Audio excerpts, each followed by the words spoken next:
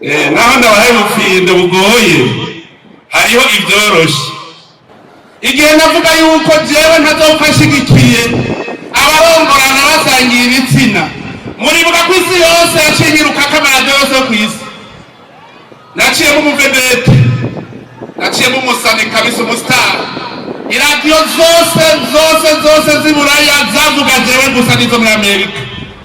Naciyemo umusitari. Baca bambwira ngo kuva ubu rero ngo tuzokwirukako gushika mpaka.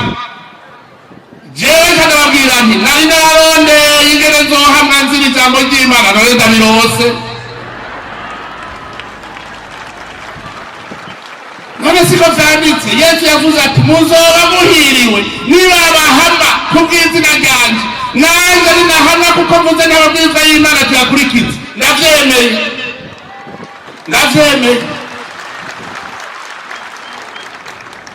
Bacavuga nkumva rero mu Burundi bucafatirwa ibihano. Ntimufashe ibihano aho mwugara Imana nayo cyayugurura. None ubu turiko turatora amahera azokora mu mwaka, turiga tuvuga duha imfashanyo. Hari muri gahunda tubivuga.